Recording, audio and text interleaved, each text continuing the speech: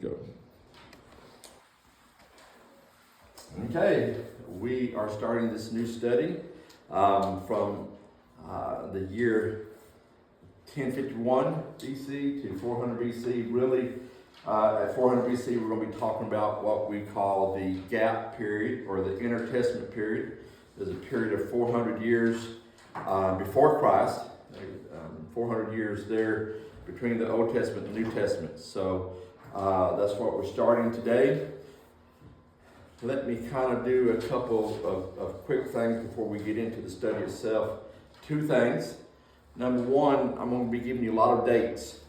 Some of these dates will be different depending on who you read, okay? Because every historian seems like they have a little bit different time, normally a year or two period off. So don't be too concerned about the date itself. Most of them I think is pretty accurate.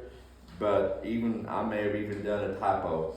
Okay, so don't be too alarmed by that. Number two, we're going to have a lot of information thrown at you, and so there's going to be a lot of opportunities to go down a little rabbit trail. Okay, and if we go down each rabbit trail we get to, we will never get finished with the study. So what we're going to do this is I'm going to say, hey, I'm driving the bus.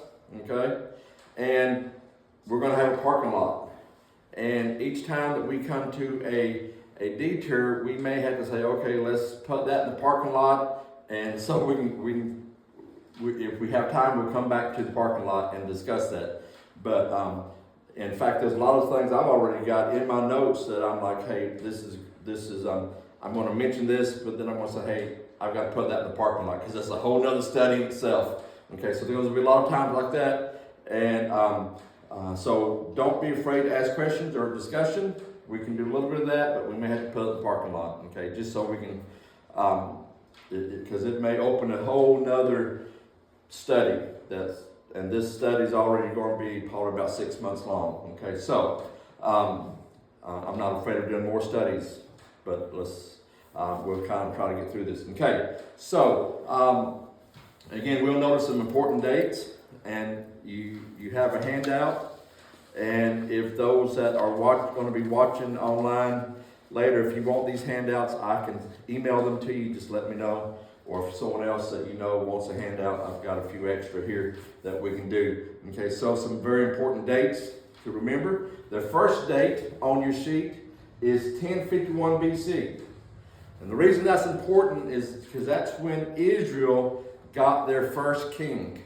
Okay, Israel was already a nation, before that, but now they are a kingdom. I say kingdom because they're now under the leadership of a king. So that makes them a kingdom. So this is the first kingdom that we see in the Bible. You remember that originally God didn't want them to have a king. He wanted them just to follow him, look to him. He would tell them what to do, and but they wanted a king. And so God gave them a king.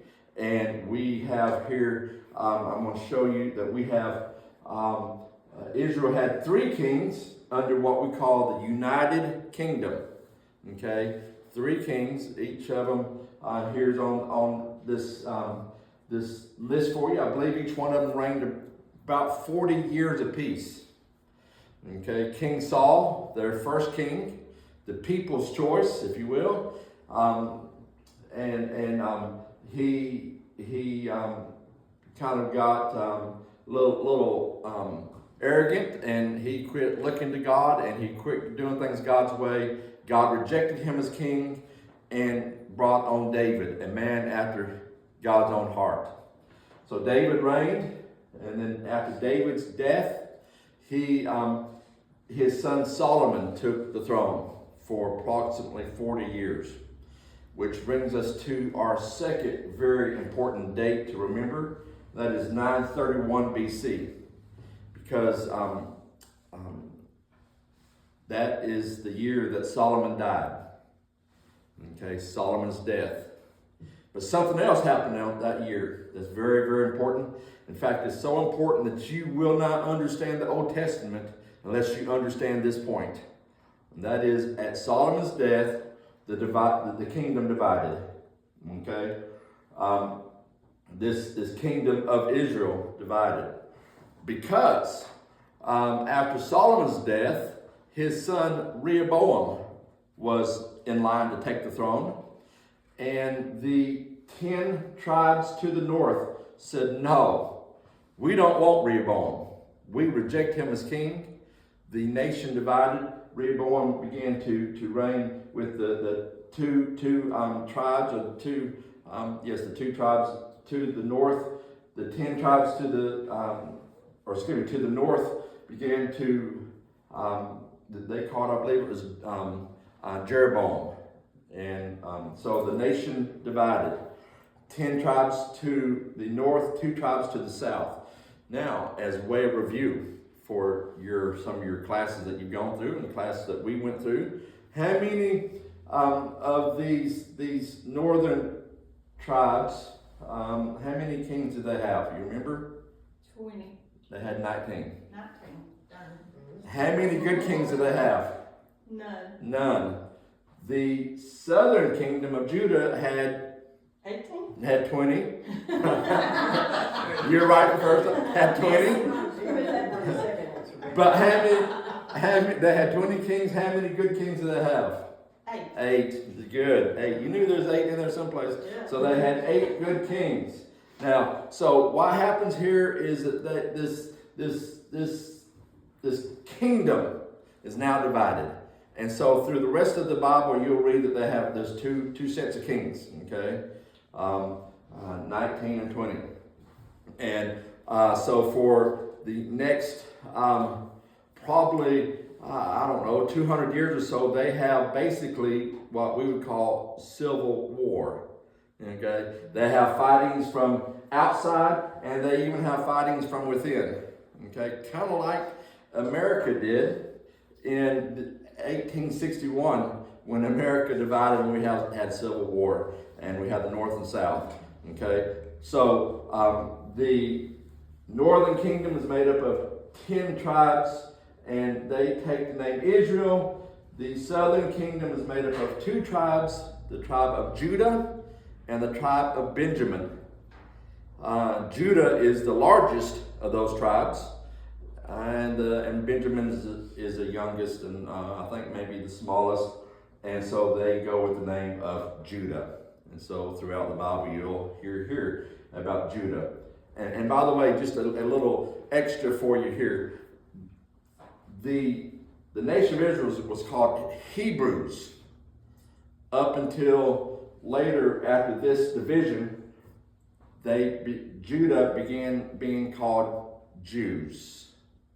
Up to that point, they were just called Hebrews.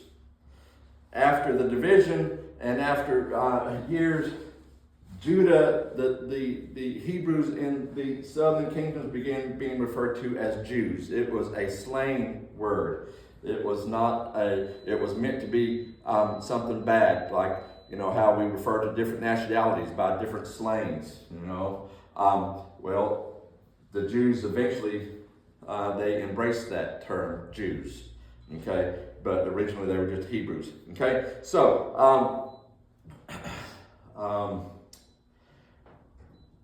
and another little side note is that when you read the Bible, everything, north, south, east, west, it all is in reference to Israel, okay? So you hear about the kings coming in from the north is all, we think America is kind of the center of the world, but the Jews and the Bible see at the center of the world as Israel, okay? In fact, there's a little, how many of you have heard of the midrash? Midrash. That's something that you get when you run too much. You start getting chafing and running on teeth. That's a joke. That's a bad joke, maybe even. But the midrash was an ancient Hebrew literature. How we have our Bible, and we also sometimes we have commentaries on the Bible. We have books about the Bible. Well, the Hebrews had ancient books as well, and one of them was the name Midrash, and I may not be pronouncing that right, but the Midrash said this, okay, that it says, the land of Israel is the center of the world. And Jerusalem is at the center of Israel, and the temple is at the center of Jerusalem. It's the Hebrews or the Jews' way of saying that they believe that the Temple Mount is the epicenter of all of God's activity on earth. I believe that as well. Okay? And that's a whole other study that we'll put into the parking lot for another time. Okay? We don't have time to go down that because the temple, the study on the Temple Mount and end times is incredible. And we'll do that sometimes. Okay? So, back to the tribes, the divided kingdoms. Okay? Something happened here in this civil war, and that is that another important date for you to remember is 722 BC. 722 BC, I have it here in the notes for you. In 722 BC, the northern kingdom fell. They were invaded. And they basically ceased to exist. They were demolished. This northern kingdom was invaded by the Assyrians. Okay? The Assyrians. And I think I have it in your notes here. I'm calling that the world's first empire. The world's first empire. Now, a little note on that. The reason I'm calling it the world's first empire, I know that Egypt had they had a dynasty, right? In the Old Testament, they captured it and all this. But an empire, the definition of an empire is when another nation comes in and attacks your nation, takes you under control, makes you bow down to their king, and makes you pay taxes to their king. That is an empire. The Syrians have been doing this all over. And now in 722 BC, they come in and they target the northern tribe of Israel, those 10 tribes. They conquer those 10 tribes, and they pretty much again demolish them, overpower them. And another little rant that I'm going to go on for just a little bit and put in the parking lot is this. That is exactly what the Muslims want to do today. Okay? That's the reason that I believe that the Islamic movement is so evil, and I believe that Israel has every right to destroy Hamas. I know that's not politically correct. I know that doesn't even sound very nice, but it's very biblical, okay?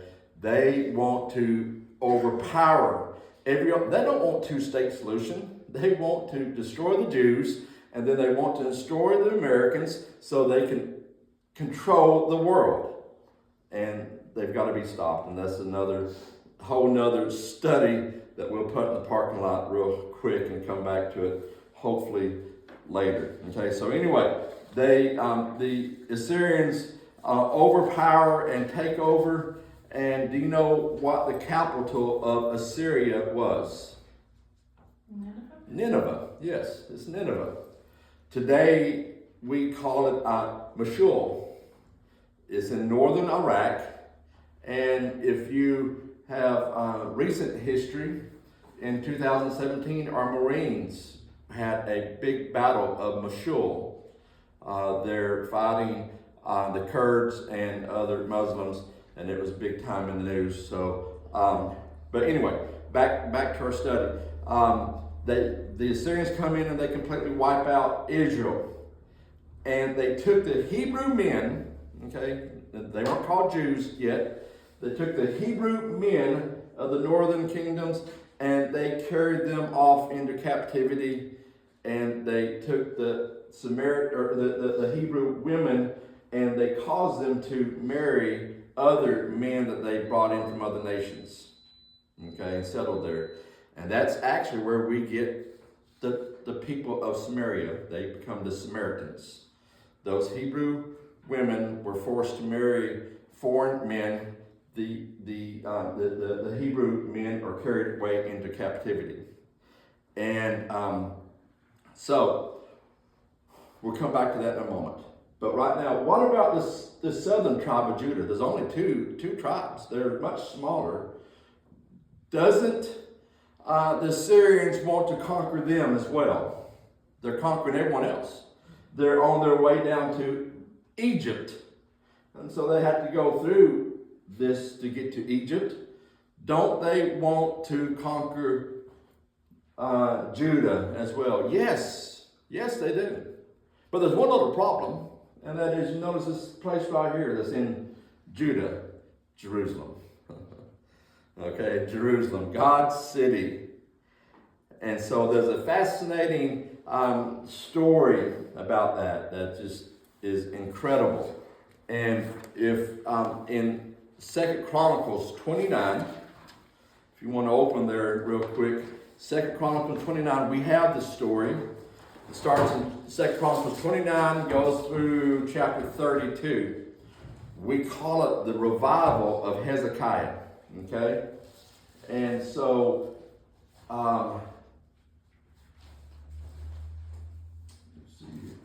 in 701 BC, Sennacherib, he is the leader of the Assyrians. He's the king of the Assyrians. He comes to invade Jerusalem. And so let's just read real quick a little bit about it here. Hezekiah, or 2 Chronicles chapter 29. I'm going to read to you out of chapter 29, verses 1, 2, and 3. It says, Hezekiah began to reign when he was 25 years old. Okay, kind of a young king. And he reigned 29 years in Jerusalem. He was one of the good kings. His mother was named Abijah, daughter of Zechariah. And he did what was right in the eyes of the Lord, according to all that David his father had done. Verse 3, in the first year of his reign, in the first month, he opened the doors of the house of the Lord and repaired them.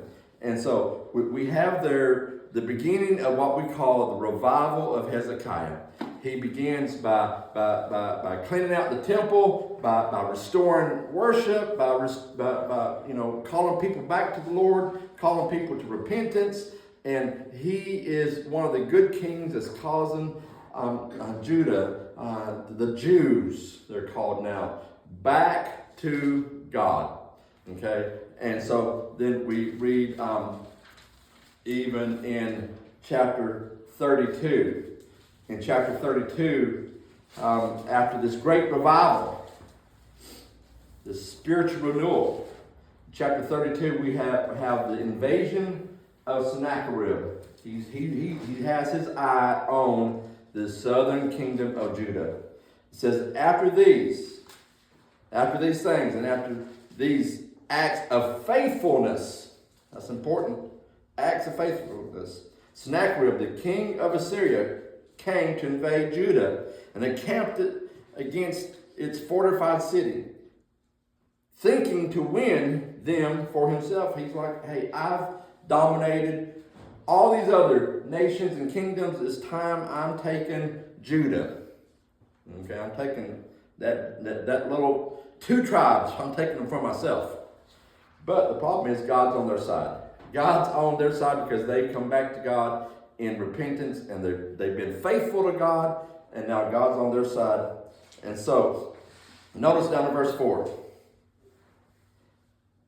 A great many people were gathered, and they stopped all the springs and the brook that flowed through the land, saying, why should the king of Assyria come and find much water? Okay, so let's stop there, because I know you guys can read the rest of that for yourself, and it's really great. And I think in verse 20, it tells us that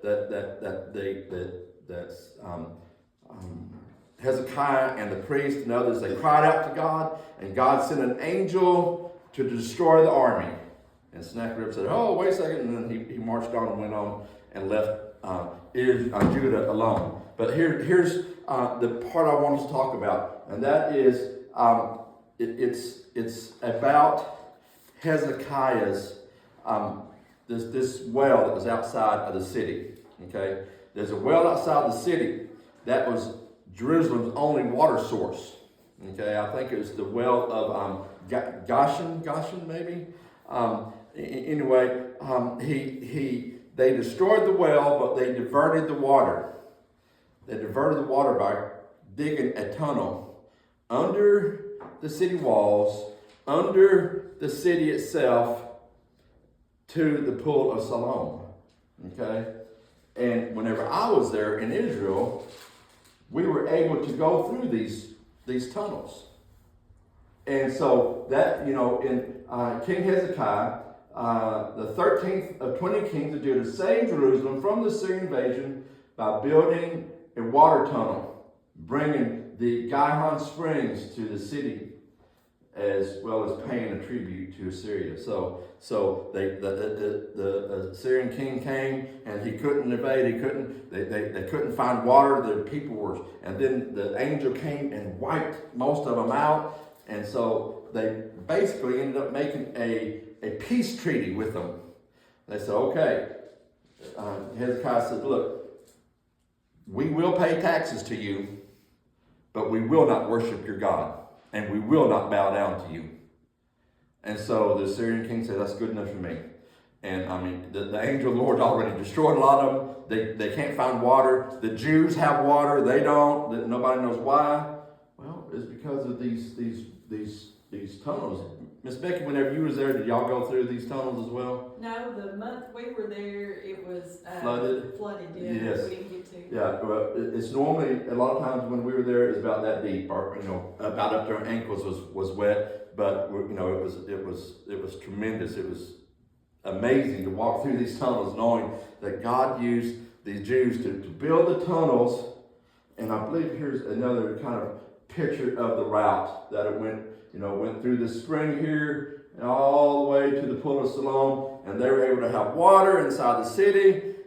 And then the angel came and defeated the army for them, and Judah was spared. And so that's, so they went on, the Assyrians conquered Egypt and other places, but they could not conquer Judah. Okay, so that's an amazing story. So it's not just history, it's biblical history, and how God did a great work for them. Okay, so, but what about the 10 tribes? Here's little Judah, okay, here. What about these 10 tribes up here, okay? Because, they went on, the Syrians went and conquered Egypt and others, but little tribe, this little Judah and Benjamin, the little nation of Judah survived. But what about these 10 tribes? What about the men from those 10 tribes? What happened to them? All the men. We know what happened to women. The women were forced to settle there and marry foreign men. And that's where we get the Samaritans from. Half Jew, half, and that's the reason in Jesus' day they were basically hated, because they were not full-blown Jews, they were half-breeds, okay? That's what they called them, Samaritans. But these men, some people call them the lost tribes of Israel. I don't believe they're lost tribes of Israel. I believe God knows exactly where they're at. Okay? I believe, yes, they're probably forced outside the city, forced outside, but taken into captivity. But by the time that Jesus is on the scene in the New Testament, all 12 tribes are represented there at the temple. And so somehow they made their way back. Okay? They're not lost. Now, let me tell you about some conspiracy theories. You always have them. And some people think that they were forced out, and they basically eventually migrated to Egypt, and then some migrated to England and became the Anglo-Saxons, and then the Mormons one of their major teaching is this, that those 10 tribes eventually migrated to America. And that's where we got the native Indians of America, is from those 10 tribes. That's the Mormons, that's one of their major teachings, some of their major doctrine. I don't believe any of that. Okay, I don't believe they migrated that far off. I believe, yes, they were taken into captivity, but I believe they came back. And because we see them all represented there in the New Testament. Okay, so, but again, we know about the women. The Samaritans were descendants of a mixed marriage. Okay, they were forced to intermarry with foreign, other foreigners that the Syrians brought in, and that's what we call the Samaritans. They're pretty major in the New Testament. These Samaritans, they began to eventually they developed their own temple, their own capital, their own all of this stuff. But in Jesus' day, the other Jews were very, very prejudiced toward them. But we also read that in the New Testament, Jesus, one day, he had needs to go to Samaria. And let me just say for our church, if our church is going to be what God wants it to be, we must be a church that must needs to go to Samaria. Meaning that we must be willing to accept those that no one else accepts. I don't mean compromise. I don't mean accept sin. I don't mean that we condone sin. But I mean we love people no matter what race, no matter what background, no matter where they're from. We love them because Jesus loves them. Now we're going to preach the gospel to them. Okay, that's not going to change. The Bible's not going to change. The biblical standard's not going to change. But we will love people. Okay, because Jesus loved people. He must need to go to Samaria. Now, you guys have just maybe 10 more minutes in you? Yeah, okay. You need another roll? Miss Becky, you got some more rolls in? Okay. So, for about 90 years, Judah lived in relative peace. Okay, with this peace treaty, basically. They lived in kind of peace. But the problem is that there's getting ready to be another invasion, okay, called from the Babylonians. And the Babylonians are beginning to take hold, and they're beginning to take over. But the problem is, we see Babylonians down here, they're invading, and they're taking control, and they are getting very, very wealthy.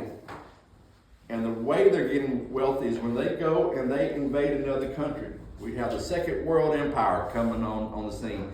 When they go and they capture, they take all the people's money, and they're getting very, very wealthy.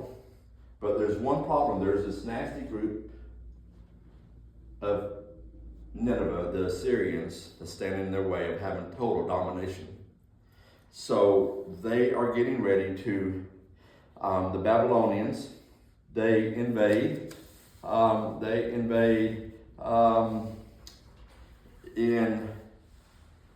think it's like 601 maybe. 601 they decide that they are going to invade Nineveh. So they go and they capture Nineveh, they invade Nineveh, and which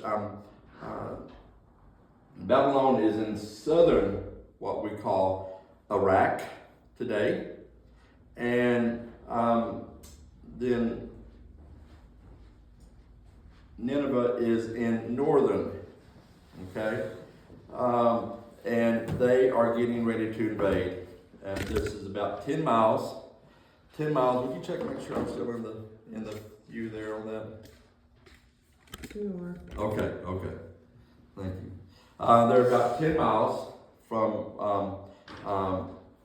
Babylon, they're about 10 miles from what we'd call Baghdad today, and it's kind of desert land. And so they go and they invade Nineveh, and they capture Nineveh, but the king of Nineveh escapes. He escapes. He lives 3 more years and then dies. And then in 609, when he dies, they the Babylonians begin to take control. Okay, so in 609, we have that second world empire. Okay. In fact, we're getting ready to kind of stop there, because Babylonian Empire we'll cover next week, because it's a whole another thing. But I do want to make a few mentions of Babylonian Empire. We're going to talk about how they take control and how they take power, but it's too long to get into today. But Babylon, the rise of Babylonian Empire in 609. The walls of Babylon, they said, was so thick that you could have 2 horse-drawn chariots that could race on top of the walls. You know, it's pretty impressive. And when you think about how thick those walls were, and you know, basically they felt they were safe and secure, and no one could get to them.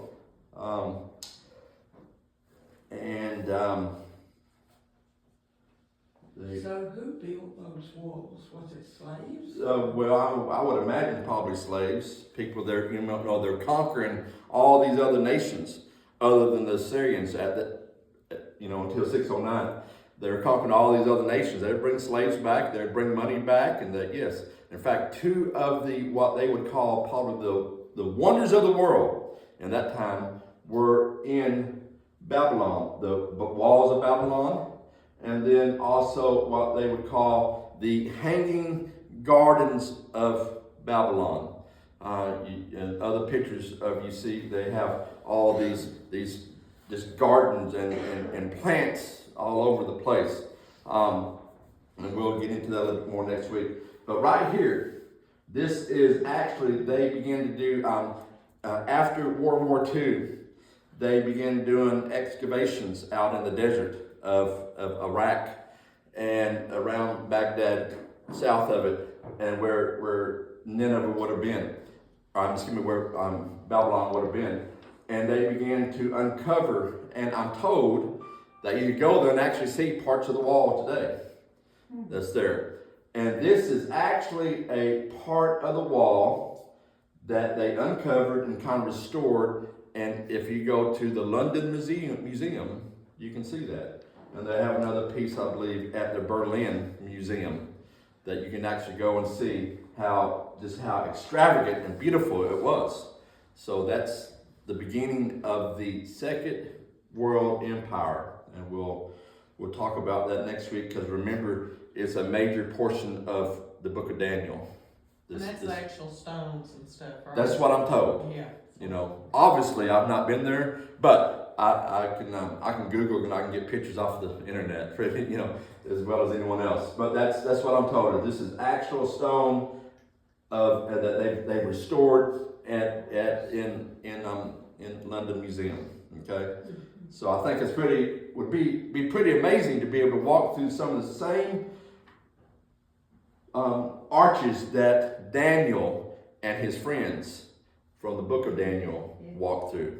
Okay, because remember, in the book of Daniel, it's quite a bit about this Babylonian captivity, how they captured and they came in and they took waves of people back into slavery. And then Daniel lived in Babylon for quite a while. In fact, I think he died in Babylon and is buried there today. And so he didn't come back with the others. But anyway, that's a study for next week. And again, we are putting this on our YouTube page so you can have. And I know we went kind of really, really quick through a lot of dates and information out there for you. And if you want, you can go and watch it again, or we can ask some questions right quick. So let me stop the video, and then if there's some discussion, we'll go through that.